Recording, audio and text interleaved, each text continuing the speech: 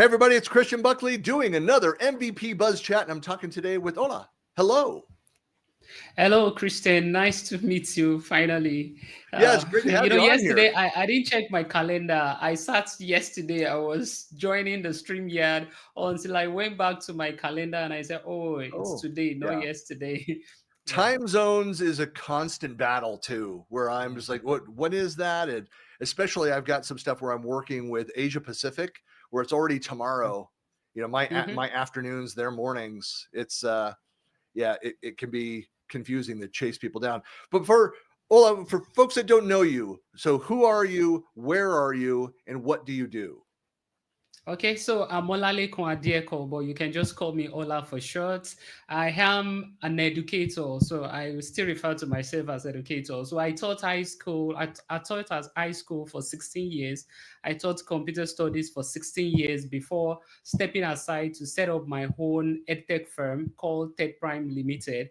And we are a Microsoft Global Training Partner. So we work with governments in Nigeria, in Ghana, in Botswana to deploy Microsoft 365 and train educators on how to leverage technology in the class. So that is what we do at our company. And we also do core tech trainings on Power BI, on cybersecurity, on Azure, and what have you. So personally, I am a data analyst. So I do more of Excel, more of Power BI, and Microsoft Fabrics. So that's what I do. I'm in Nigeria, and I became MVP last year, July.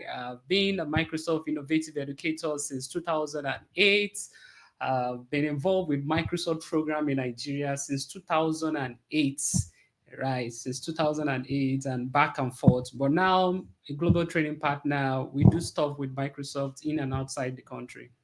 And I saw that are you like an adjunct faculty for a university over here in the Western US? No, no, Or no, no. I see I something. was in the US for my Fulbright program. So I That's was what it at the was. That's right. University of Nevada. Yeah, I was at the University of Nevada for my Fulbright program in 2015. How Yeah. did you like the weather in that part of the world? See, I'm out in the Western US. I actually Mhm. spent my teen years a couple hours away from Reno. I was in Mhm. California, in Northern California. But it's a it's got to be a just a very different weather patterns there from your part of the world. Yes, but luckily for me, I was there between September and the first week in November. So it Okay, was before nice. the Yeah, yeah, yeah. before snow and all that. So it was okay. I was in Nevada, I was in California, so the weather was fairly okay for me. I could manage. They said if week more after I left, snow came and then the weather became something else. But Yeah. yeah.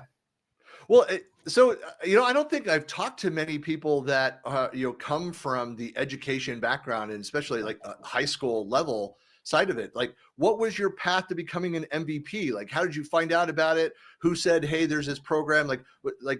What was that journey like? Yeah, like I said, I've been teaching computer studies from in the secondary school. I've been teaching computer studies for 16 years, and while I was doing that, there is this another program by Microsoft called Microsoft Innovative Educator Expert. So it is for educators. It is for educators that are leveraging technology in the class.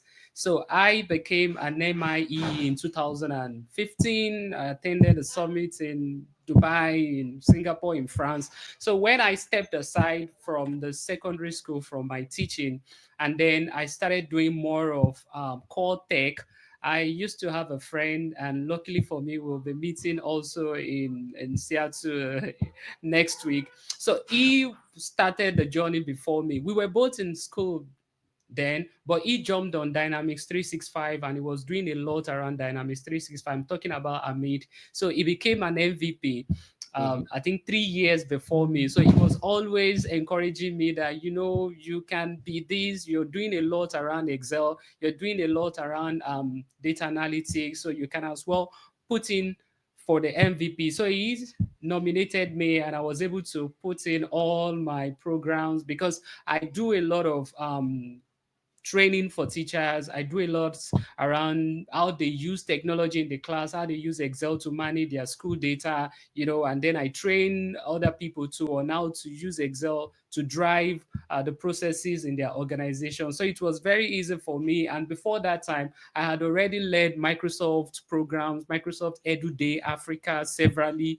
I talked around about Copilot, Yeah. Microsoft 365. So when the time came for me to put in my application, I had a whole lot of things to put there. And I also create content.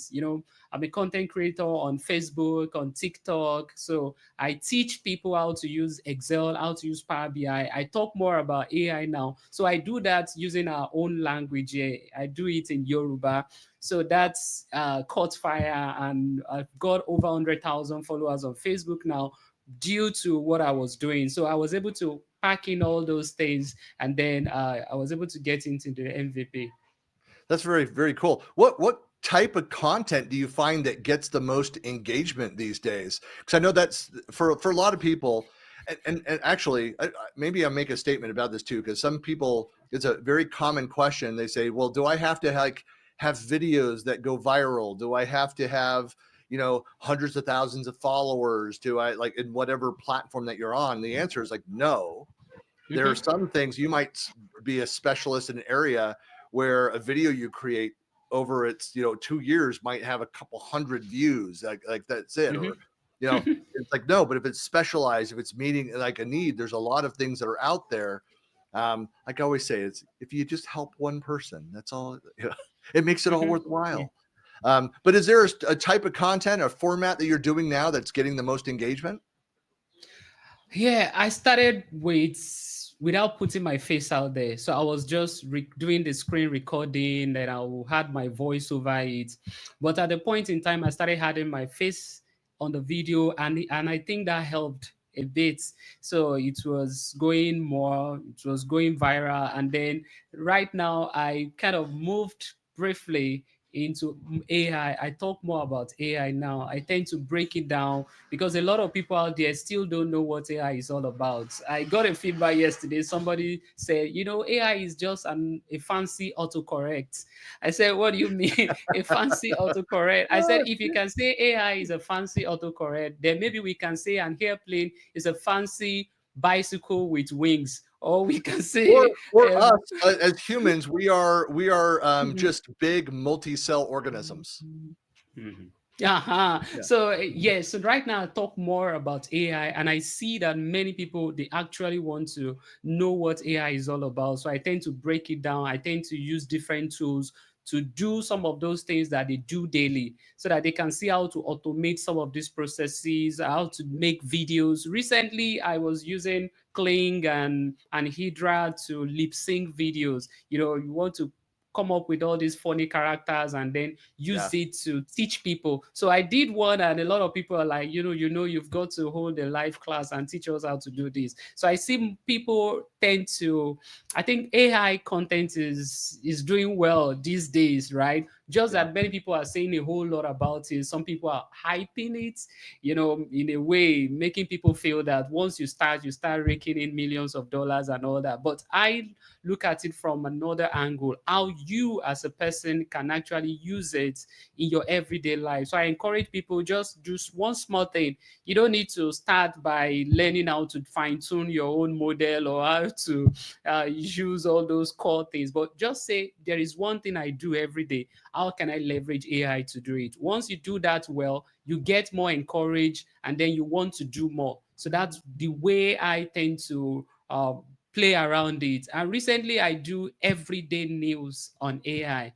What has happened in the last 24 hours? I do this Yeah. in Yoruba again. So, and that has become something that is always pushing me. Even when I'm tired, I'm not ready to do something, I'll know that, oh, the news must go on. And a lot of people are kind of following that news and say, oh, we're learning something happened today.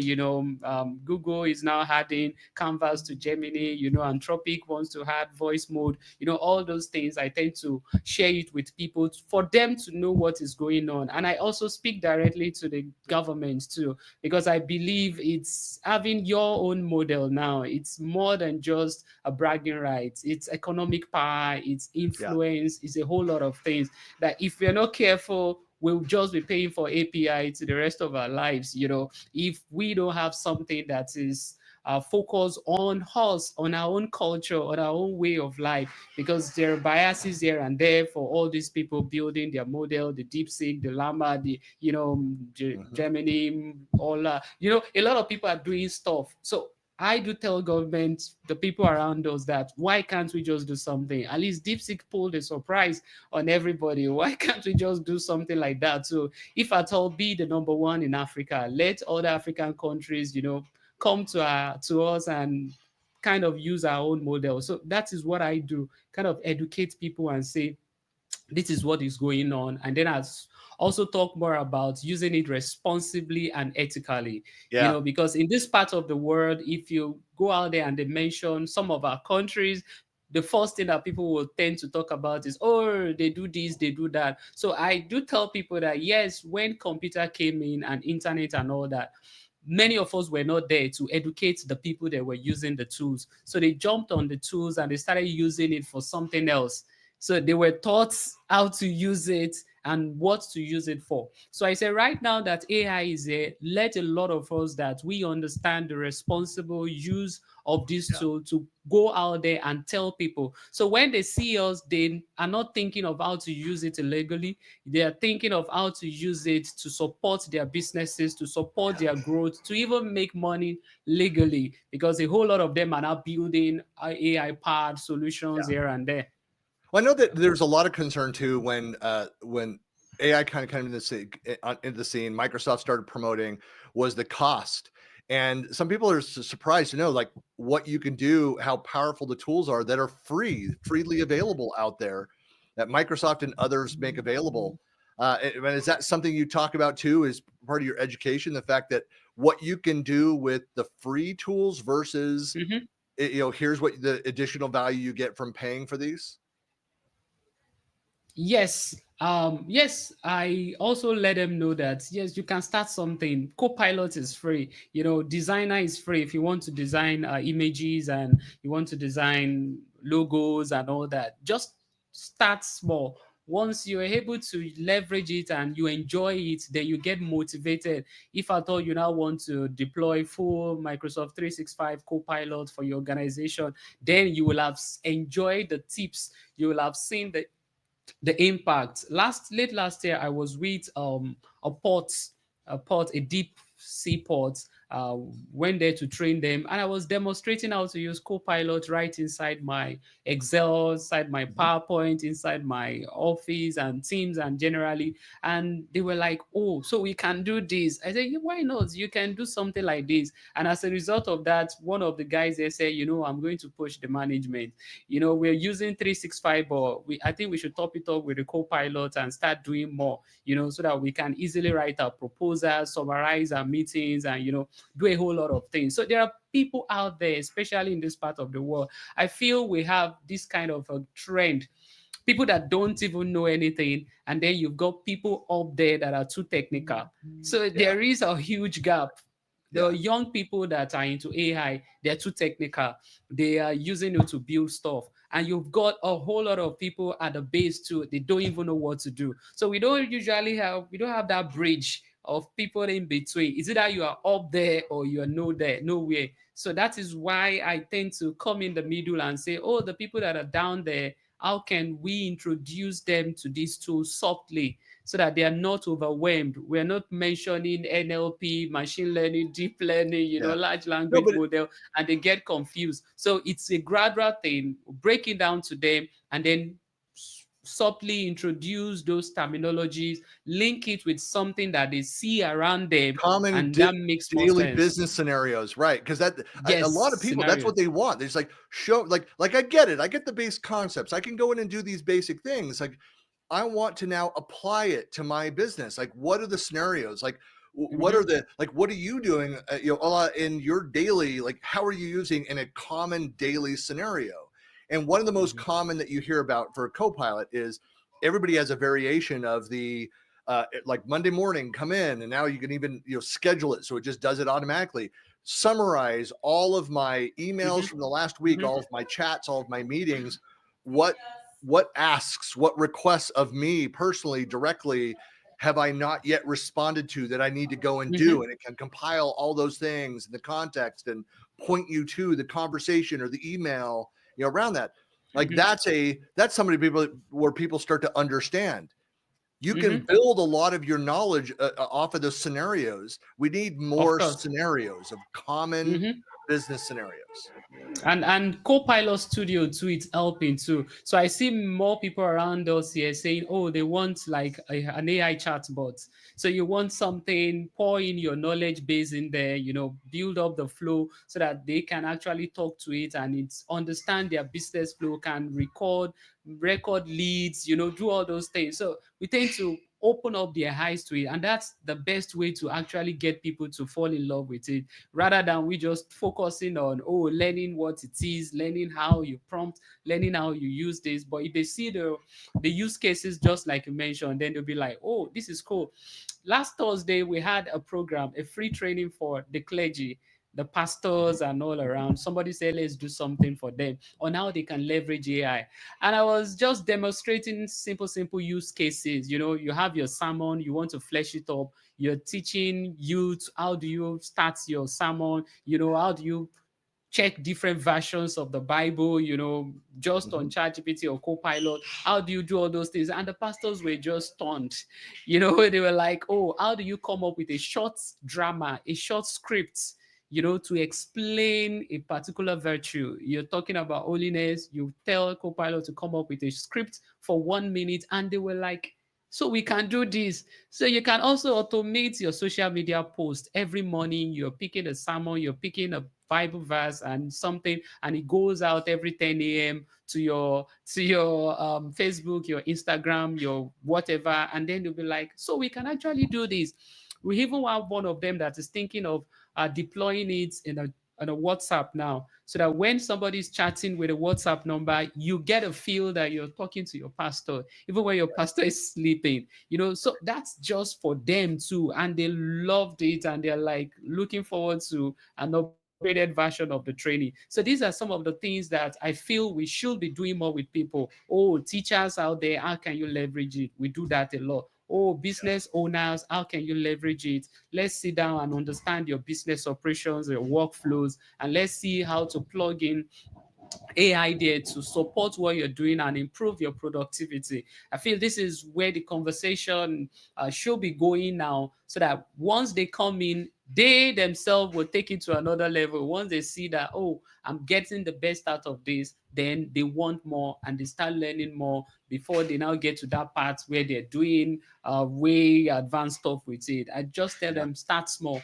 Look at that thing you do every day, see where to plug it in to help you. When you see it, you understand it, you love it, you want to do more. Yeah. Do you struggle at all when you're going out and talking with, whether it's educating people, like helping the community versus clients, of the difference between this kind of a core AI understanding? It's to need to know the solution that I'm using. Is this a public AI tool, or is this like Copilot, something that's behind the firewall, secure, kind of all those things? Because that's, some people like still I find don't fully understand when you share something with Chat GPT or DeepSeek, like you're It's there. training their model on your It's data. there. You're You have to training be them. careful with Yes, that. it's there. Yeah. Yes, I think more of the business people, for educators, they don't care. Some Right, of them will like, let me just use something. It's free. Let me just use it, and I'm right. fine. And they most of the time it's not as if they are dealing with PII that much. So they probably just go there and just type the topic, help me out with the objective, help me out with an experiment I can perform, or how do I teach students with autism. Those are the kind of things that educators tend to ask ChatGPT. So Right. they, to an extent, they are not actually throwing in the company's data. But for the business people, the first set of questions they want to ask is our data. our, Yeah. our data Yeah. is our data safe and it's legit. So when you do tell them, oh, you can use this Microsoft solutions, you can use Copilot, and some of them really Even ordinary Teams, you get to hear people say, "Oh, Teams is difficult to use." Unlike I don't want to mention unlike other tools, but I tell them, this thing is it's really protecting you.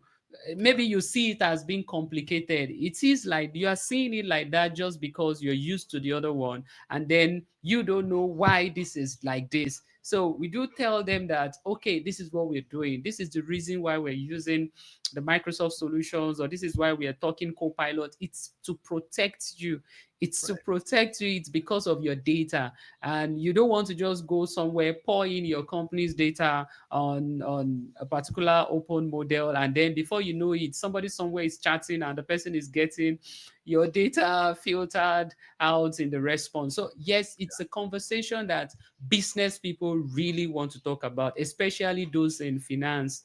Of Those course. people in, Yeah. in We financial operations and sectors, they are really, and also health people to, we don't want patients' data to just be right. there. No, of So they course. want to protect it, and we tell them, okay. So that is where Copilot comes in. You save. It's not as if your data is being used to retrain the model over and over again. But too many people out there, they don't even care for now. So they don't. They just want to start to do something.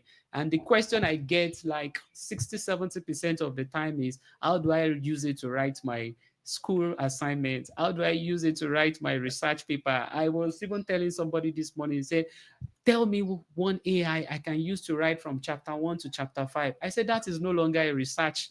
Yeah. If you want to use AI to write chapter 1 to chapter 5, that is no longer a Yeah. research. I say Well, what you can do is use it to help you with your outline. Use it to help you to correct your spellings and what have you. You can use the making the deep suggestions. Right. deep Yeah. research in Yes. some of these tools to just help you comb the web and come up with something, and then you go in there, understand it, read it as part of your literature.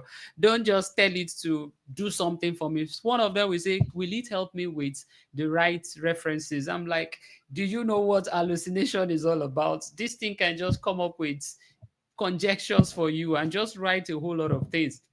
And if your lecturer is that smart, we'll just pour it into an AI detector, and before you know it, is Right. shouting 90%, 80% AI generated, and you know Well, what that means.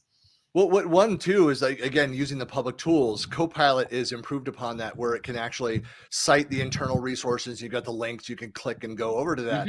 Or Yes. if you're using the search engines that have the AI built into them now, as Microsoft does, as Google does, Think. again, you'll get the resources cited there. You still have to be very careful with those queries just through those, and look and validate the answers. So I'm a subject matter expertise, deep expertise in a couple different areas, and I will do checks once in a while. I'll look for stuff and I'll just scan through and be like, that makes absolutely no sense. It sounds so like it's all packaged and done, but like that makes no sense. If somebody cut and paste that, like I would identify right away, they don't know what they're talking about. But as an idea generator, as a way to validate other things. I love how you're talking about validation. Like when you ask it to cite resources, it will often generate URLs that go to nowhere. They're fake. It creates something similar to that looks like it would fit in with that. So yeah, you have to be very careful with how you create. As a writer, that's my primary contribution type, is writing. It sounded wonderful to be able to go and to use that. The reality is, like, it can't write. I can identify by eyesight, usually pure AI Yes, content. yes. But Yeah. when I go and write things, like I'll go in and say, here's my intent, here's my audience, here's my content. Are there any concepts that I'm missing? Or is the flow confusing? I can ask questions like Or that. help me rate it and identify the strengths and weaknesses. That way it And then makes I more go sense. in and make edits and make changes and add to things. And right, it's man, if I had this at university or back in high school, when I started writing papers, it would have been wonderful, where I actually would write something and I would cut up paragraphs and move pieces around physically and then rewrite and retype. Like, Mhm, that was back in the typewriter days. We didn't even have a word processor yet for mhm, it. mhm, So but it's yeah, it's amazing what it can do but you have to be careful. You have to validate. Very, very careful. Yeah. Yes. And also it goes beyond just the basic prompting. Many of them just do. I said, for now you're fine. Just do the basic prompting before you get to that few shots, zero, hard example, put context, put emotions and all that. For now, just write whatever you can write. When you're solid in it, then we'll revisit the prompting again so that you understand those elements of a good prompt, and then you'll be able to get the best out of it. So yeah, people are moving gradually. And one mistake, I wouldn't say mistake, maybe I shouldn't say mistake. One thing they are doing now is they tend to jump from one to the other. So they believe, oh, for me to qualify as somebody that knows how to use AI, then they are talking about DeepSeek. Let me rush and start using DeepSeek. Oh, let me jump to ChatGPT. Oh, Claude is there. Oh, Gwyn from Alibaba is there. Oh, Baidu just released any. Oh, Grok is now the in thing. So they tend to move from one to the other. I say, okay, it's cool, because yes, it's true that some of the models, maybe they have more capabilities in one area than the other, but for you, that is for the advanced people. But for you, if you're able to learn how to talk to the model, I think that is what you should focus more on now, rather than jumping from one to the other. If you're used to one, by using it over and over again, you get to train it to understand what you do. You tend to customize it in a way so that it understands your flow. You can even, give it all those customizations so that you understand, train it with your writings and say, this is how I want my thing, rather than you jump from Grok today. You use Grok in the morning, you're using ChatGPT morning to DeepSeek at night, and it's not as if you're doing something in a different specialties, sort of. So that's kind of another thing that people are doing now. Yeah. No, yeah, you're right. I mean, that there's we've been hearing for a couple of years now, people talking about the importance of prompt engineering and learning how to communicate. And I think that people aren't spending enough time doing that to understand it is a different way, and it's going to take time. I mean, I still been using it for 2.5, 3 years now. I'm still, I see examples and others like, oh, I didn't think of it. Like that's great. It's like you're constantly learning different techniques, a way to refine the patterns, the common things that you're using. So yeah, yeah, you're right. It's an ongoing learning. Like we're all learning together, just at different speeds. So it's not like a race. There's not a finish line, folks. You don't have to like feel like I'm behind. It's always like now is a good Yes, time to get started. it has just started. It will still have a long way to go. Yeah. Let me ask you a question. How Yeah. have you been doing it? I read that you've been an MVP for 13 years. Yeah. I mean, technically, so I became an MVP in January 2012. So on the old model, I would have hit my 14th now, but now we're here in the renewal cycle. But yes, so for 14, I got a good friend that's been one. So Hal has been one for 25, 26 years. So right near the 25. beginning. Wow. Yeah. He's an Yeah. Outlook MVP. So you're still on SharePoint, or from one to the other, or has it been SharePoint. So SharePoint from the mine, beginning? I'd say in order. I mean, I've been involved in collaboration technology since the late '90s. So that's been majority of my career. I've been in tech for 32 years now, 33 years, 33 years, and collaboration technology has kind of been the core of the technology. So SharePoint, Teams, Viva Engage, formerly Yammer, all the social tools and things Viva. around that. Any document collaboration, information management, knowledge management platforms, things like that.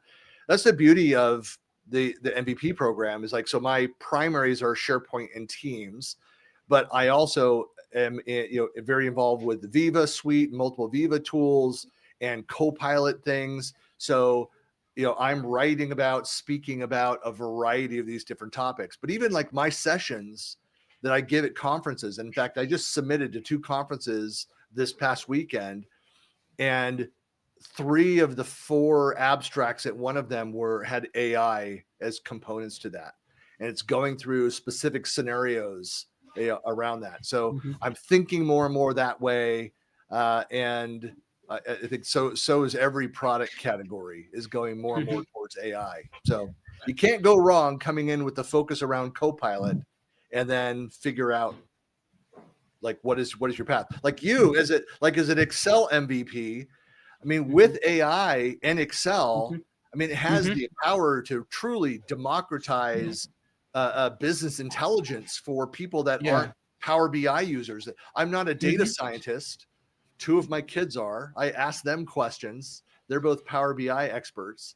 But for a common user to be able to go and use, simple prompts to look at a complex spreadsheet and get analysis out of that.